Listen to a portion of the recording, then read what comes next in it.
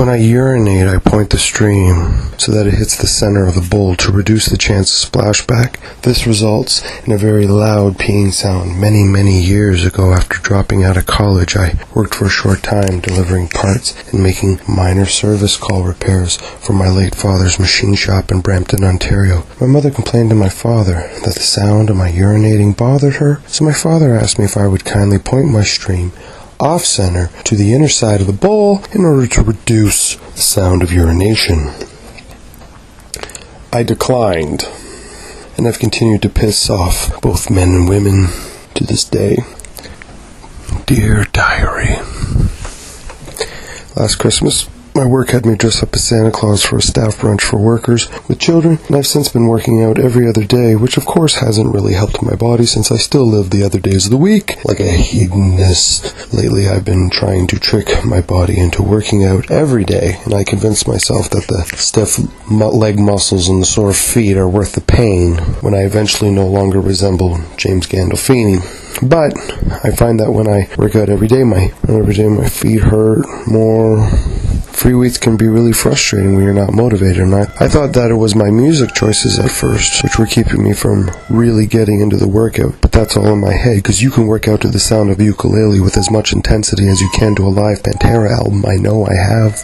The downside of hedonism, and the downside of having hedonism days and then working out is that you're trying to work out every day, is that you convince yourself that you can jog for an hour with a belly full of milkshake. Not the protein or the meal supplement shakes, I mean the large fast food chain milk and ice cream style milkshakes. I tried to jog for an hour right after having a milkshake. Got 20 minutes into my hamster routine on the treadmill, all of a sudden I am filled with a desire to die. Not in a depressed crybaby fashion,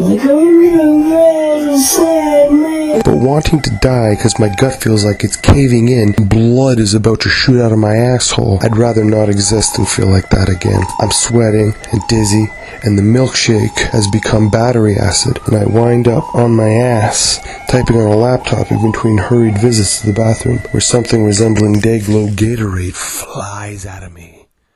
And another problem with being healthy, trying to eat healthier, salads, when you get rid of them, it takes forever to flush them away.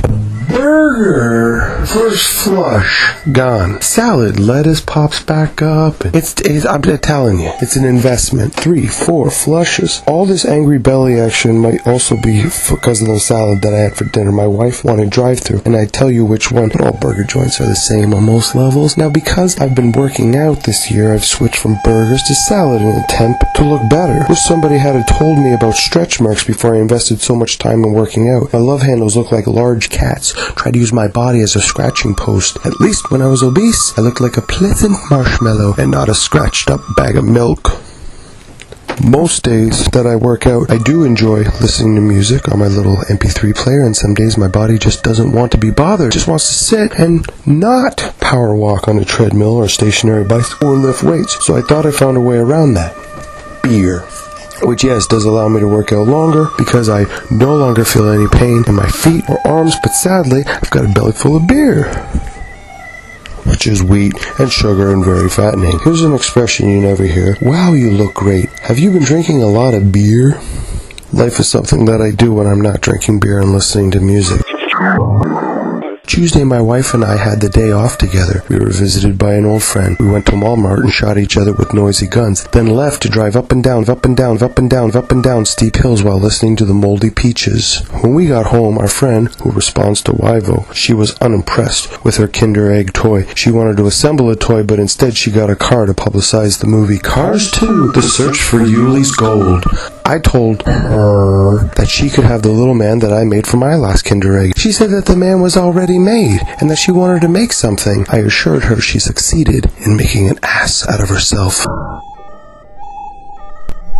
One co-worker was telling me about a funeral he went to, and all I could think about was those little sandwiches that they serve at funeral receptions. In the realm of reception sandwich, there are two trains of thought: the lengthwise finger sandwiches or the triangle-shaped diagonally cut sandwiches. I prefer the triangle cuts because they hold the contents of the sandwich better and appear to provide more food, despite the fact that a sandwich equally quartered can only have 25% in each piece. The triangle piece is superior snack to the slender squish sandwiches. The triangle shapes stack better in your hand hand, so you can walk with 3 or 4 of them instead of looking like a jackass with the finger style. I prefer tuna salad despite the scare of mercury poisoning, which, from what I understand, mercury poisoning causes hair loss and swelling.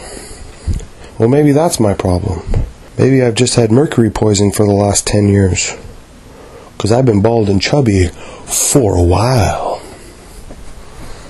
Sometimes I wish I could be fixed like an old school Nintendo cartridge. Somebody could just pull me out from where I am, blow me, and then I'd work the way they wanted me to. Same thing when CDs came out and the lenses were incredibly cheap. So instead of just trying the disc again, people would huff and puff all over your copy of Oingo Boingo, then wipe it on their shirt, thinking that they're removing the obstructing dust and debris.